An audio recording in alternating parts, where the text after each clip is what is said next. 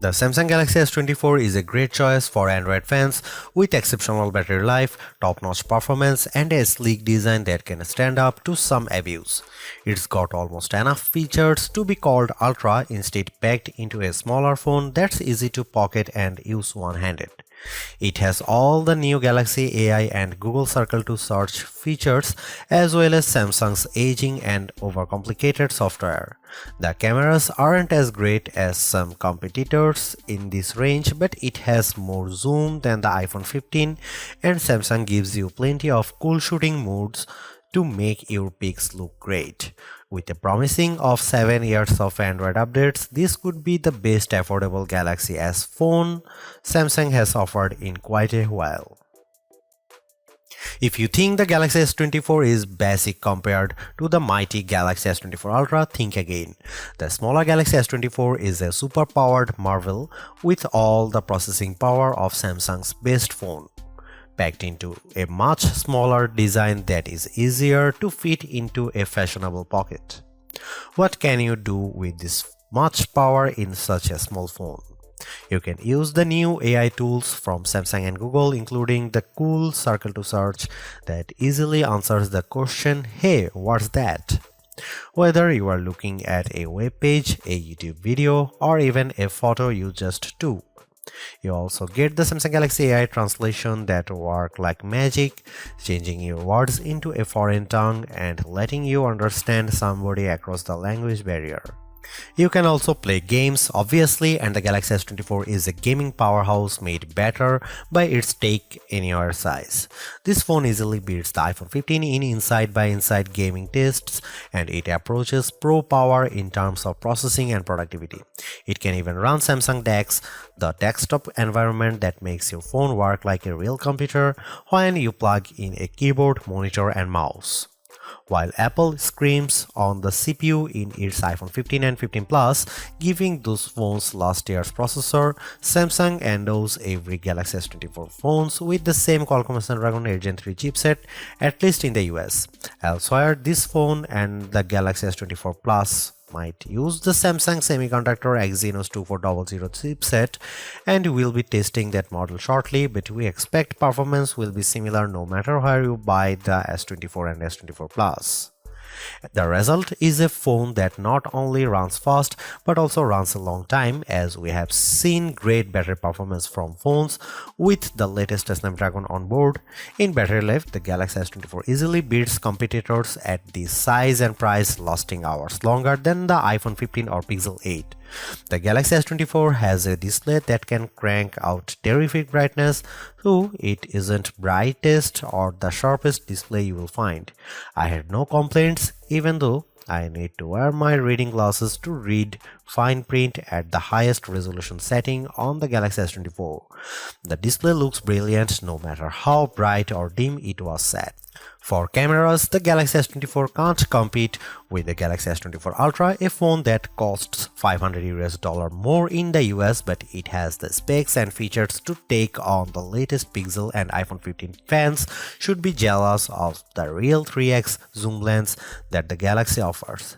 There is no optical zoom on the iPhone 15, and once again Samsung wins with versatility, if not pure image quality. Samsung needs to prune its features and simplify, especially if it wants to win over iPhone fans someday. The iPhone 15 doesn't make you dig through 3 layers of settings to find the coolest new features. It just works. Samsung needs to just work a lot more on its software, because the Galaxy gets harder to use every year. Soon it will be too far gone. If you want more battery life, more versatility, and some seriously powerful productivity features, the Samsung Galaxy S24 is the right choice. If you don't care about all the extras and just want a phone that nails the basics, there are simpler and more elegant options available from Apple and Google, but Samsung gives you a sense of the possibilities that are coming in the future. You just have to drag the phone out of the past to find it.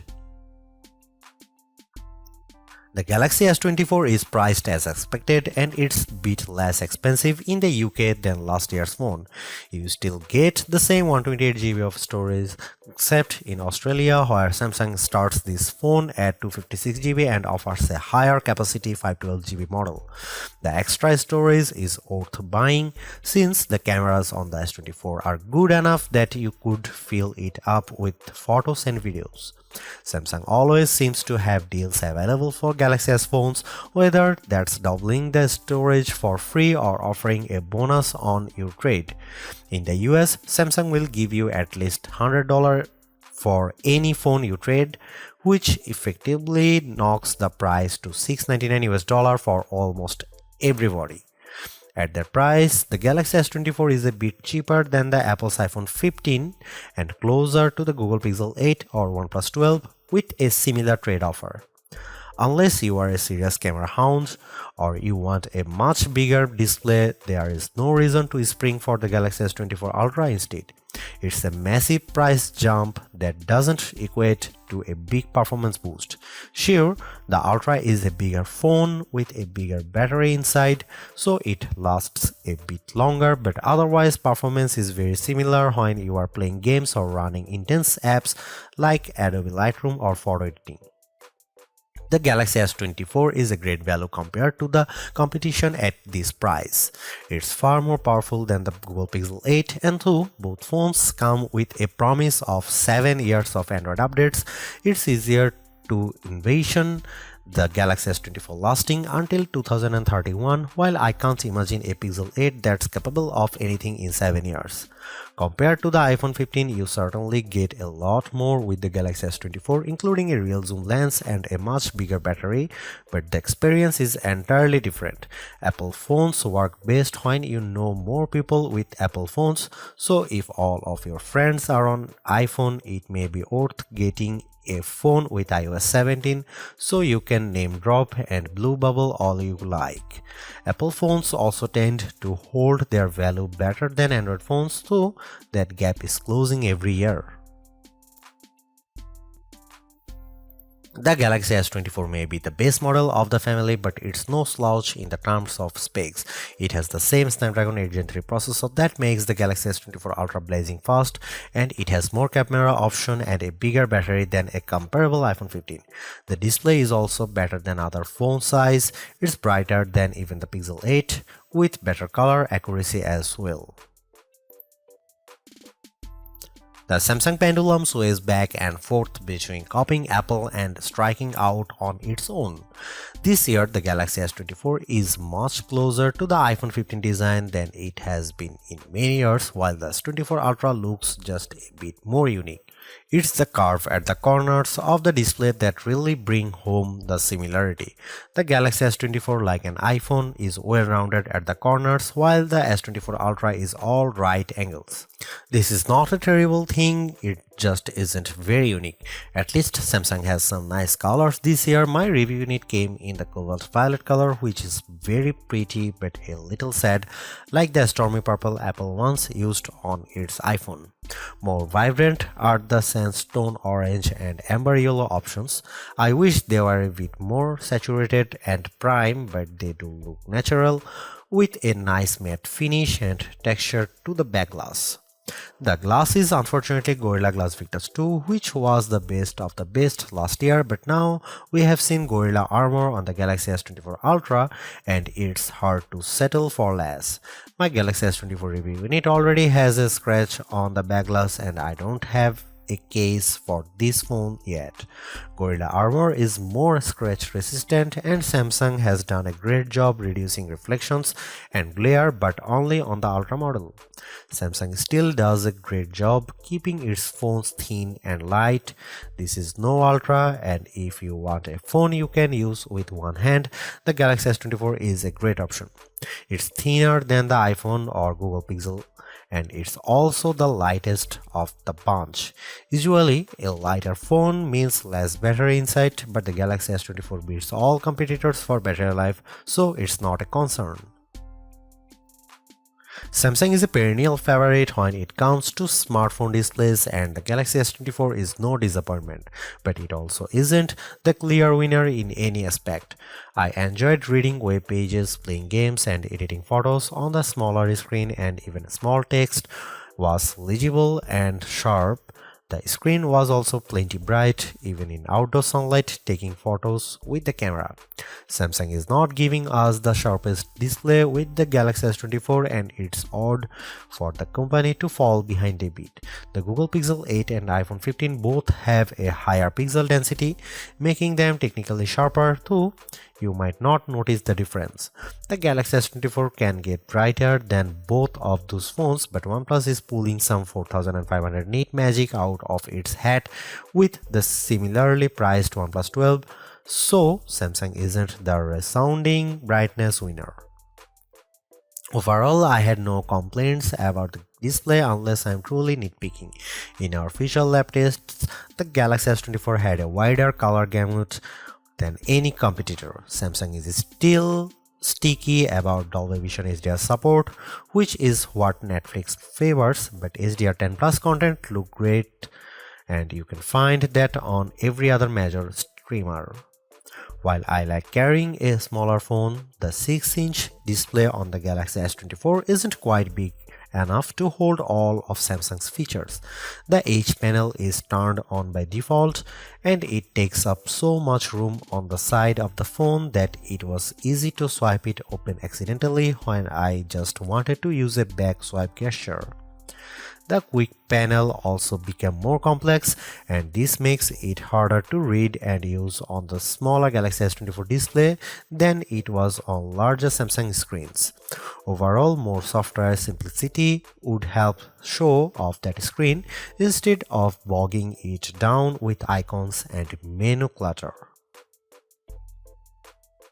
The good news about software on the Galaxy S24 is that it can do just about everything the Galaxy S24 Ultra can do, short of using the S Pen. The bad news is that it can do everything the Galaxy S24 Ultra can do and no less. Every bit of complexity often designed for the largest smartphone display possible is still present in the Galaxy S24. It's a mess. The Galaxy S24 is super powered, there is no doubt. There are big software features like Samsung DeX, which gives you a Chromebook-like interface when you plug your phone into an external monitor. There are also fine, granular controls over everything from battery and power management to Wi-Fi and networking to screen response and menus too. Well, everything. There is no end to what you can do with the Galaxy S24, and it is easy to get very lost. Samsung needs to simplify. There are too many features that are impossible to find, like wireless power sharing, which should let me charge my earbuds by setting the case on top of my Galaxy S24. Unfortunately, I can't find the button to make this happen, not without a treasure map and a pickaxe.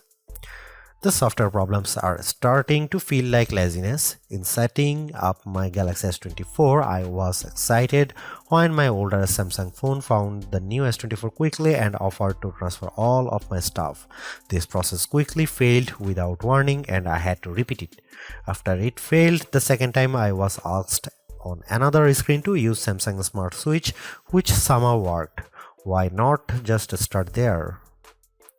The first time I turned on the Galaxy S24, I needed to update a ton of apps in the Google Play Store, and the updates failed, then disappeared. I opened the Galaxy App Store and found a slew of updates there as well, even though there was no notification.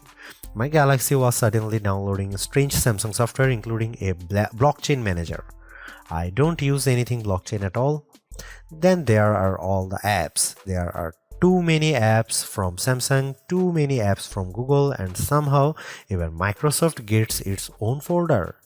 On a Samsung phone running a Google operating system? Good job, Microsoft. I hope it got what it paid for. All of this just feels lazy or cynical or both. It doesn't feel like Samsung has my best interest at heart from the moment I started using the Galaxy S24. It feels like the software is pushing me to do more, to buy more, and use more. I just want simplicity. I just want it to work. Sure, the Galaxy S24 Ultra is our top camera phone, but that doesn't mean the Galaxy S24 is a slouch. Most of the great work Samsung has done improving its image processing carries through here. Photos I shot with the Galaxy S24 look better, more natural than photos taken with either the Galaxy S23 or my iPhone 15. You also get a real zoom lens with the Galaxy S24 and it helps a great deal. Having a real 3x zoom brings you closer to the field on the stage even if the zoom lens is paired to a awfully small sensor that produces images with more noise and blur than I'd like. No matter, neither the Pixel 8 nor the iPhone 15 has optical zoom around back, and real zoom is always better than digital zoom, all things being equal. You might occasionally get better shots from the main camera on the iPhone 15 and the Google Pixel 8 does a better job with low light images, but the Samsung Galaxy S24 is much more versatile. I actually find Samsung's different camera modes like the food mode or the dual camera video recording mode to be fun and useful. My baked goods look detectable when I shoot them with the Galaxy, and the dual camera's video is great for reaction shots with my kiddo. Samsung also brings a bunch of AI tricks into the camera, both in the camera app and Samsung's image gallery. I wish there weren't two photo apps including Google Photos, but here we are. Unlike the Pixel, which gives you AI editing in Google Photos, Samsung keeps its Magic Editor software in the gallery. With Magic Editor, you can resize an object in your photo and move it around. You can erase the background entirely and replace it with something new. The phone will use AI to figure out what's happening in the foreground and match the new background appropriately. There is also a tool that adds more background to an image if you rotate it and end up with blank space. In practice, these are surprisingly useful. I like erasing spectators in the way when I am trying to see my kid on the field. The generative AI did a nice job without a heavy hand, and the results usually looked natural enough. I hope Samsung doesn't go too much further into creating fake imagery, but the Galaxy S24 will affix a watermark to images that have been edited using AI. Here you can see some camera samples.